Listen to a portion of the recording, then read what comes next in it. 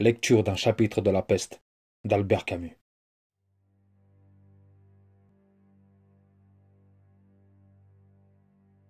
Le mot de peste venait d'être prononcé pour la première fois.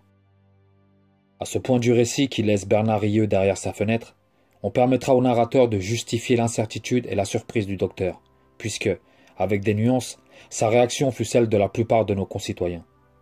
Les fléaux, en effet, sont une chose commune, mais on croit difficilement aux fléaux lorsqu'ils vous tombent sur la tête. Il y a eu dans le monde autant de pestes que de guerres, et pourtant, pestes et guerres trouvent les gens toujours aussi dépourvus. Le docteur Rieux était dépourvu, comme l'étaient nos concitoyens, et c'est ainsi qu'il faut comprendre ses hésitations. C'est ainsi qu'il faut comprendre aussi qu'il fut partagé entre l'inquiétude et la confiance. Quand une guerre éclate, les gens disent « ça ne durera pas, c'est trop bête ».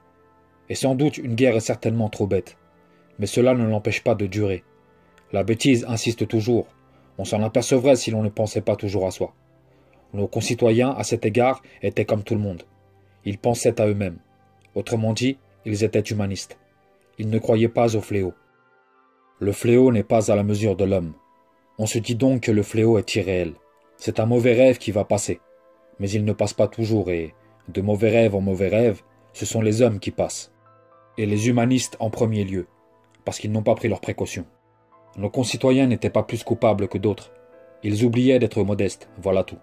Et ils pensaient que tout était encore possible pour eux, ce qui supposait que les fléaux étaient impossibles. Ils continuaient de faire des affaires, ils préparaient des voyages et ils avaient des opinions. Comment auraient-ils pensé à la peste qui supprime l'avenir, les déplacements et les discussions? Ils se croyaient libres et personne ne sera jamais libre tant qu'il y aura des fléaux. Même lorsque le docteur Rieux eut reconnu devant son ami qu'une poignée de malades dispersés venaient, sans avertissement, de mourir de la peste, le danger demeurait irréel pour lui.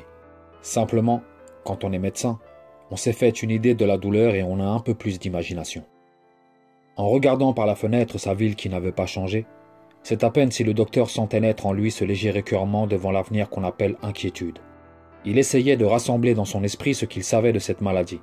Des chiffres flottaient dans sa mémoire et il se disait que la trentaine de grandes pestes que l'histoire a connues avait fait près de 100 millions de morts.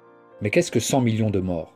Quand on a fait la guerre, c'est à peine si on sait déjà ce qu'est un mort. Et puisqu'un mort n'a de poids que si on l'a vu mort, 100 millions de cadavres semés à travers l'histoire ne sont qu'une fumée dans l'imagination.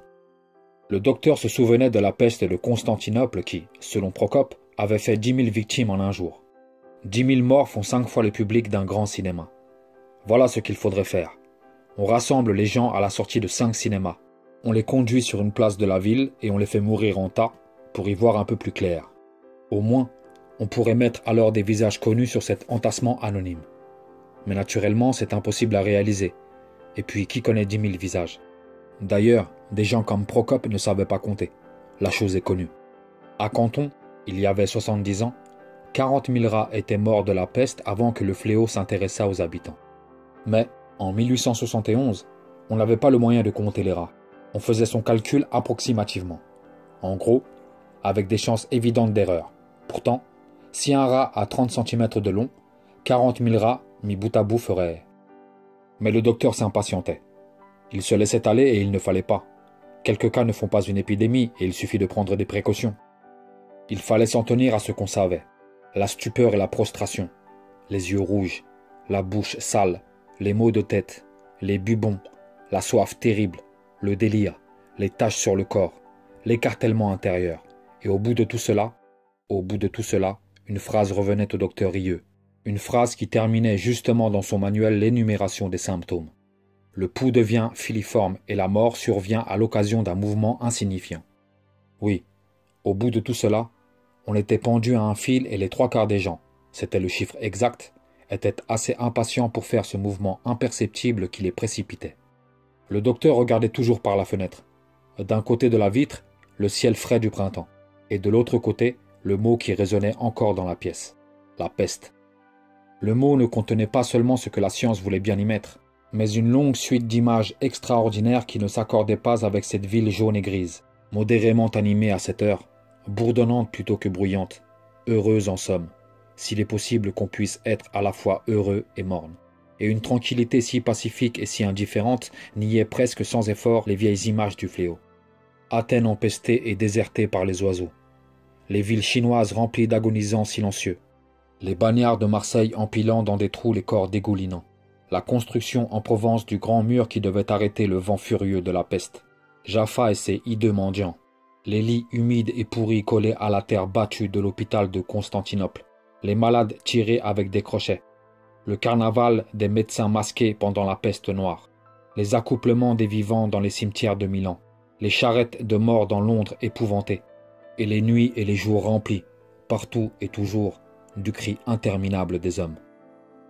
Non, tout cela n'était pas encore assez fort pour tuer la paix de cette journée. De l'autre côté de la vitre, le timbre d'un tramway invisible résonnait tout d'un coup et réfutait en une seconde la cruauté et la douleur. Seule la mer, au bout du damier terne des maisons, témoignait de ce qu'il y a d'inquiétant et de jamais reposé dans le monde. Et le docteur Rieux, qui regardait le golfe, pensait à ces bûchers dont parle Lucrèce et que les Athéniens frappés par la maladie élevaient devant la mer. On y portait les morts durant la nuit, mais la place manquait et les vivants se battaient à coups de torche pour y placer ceux qui leur avaient été chers, soutenant des luttes sanglantes plutôt que d'abandonner leurs cadavres. On pouvait imaginer les bûchers rougeoyants devant l'eau tranquille et sombre, les combats de torches dans la nuit crépitante d'étincelles et d'épaisses vapeurs empoisonnées montant vers le ciel attentif. On pouvait craindre. Mais ce vertige ne tenait pas devant la raison. Il est vrai que le mot peste avait été prononcé. Il est vrai qu'à la minute même le fléau secouait et jetait à terre une ou deux victimes. Mais quoi? Cela pouvait s'arrêter. Ce qu'il fallait faire, c'était reconnaître clairement ce qui devait être reconnu, chasser enfin les ombres inutiles et prendre les mesures qui convenaient. Ensuite, la peste s'arrêterait parce que la peste ne s'imaginait pas ou s'imaginait faussement. Si elle s'arrêtait, et c'était le plus probable, tout irait bien. Dans le cas contraire, on saurait ce qu'elle était et s'il n'y avait pas moyen de s'en arranger d'abord pour la vaincre ensuite. Le docteur ouvrit la fenêtre et le bruit de la ville s'enfla d'un coup. D'un atelier voisin montait le sifflement bref et répété d'une scie mécanique. Rieux se secoua. Là était la certitude, dans le travail de tous les jours.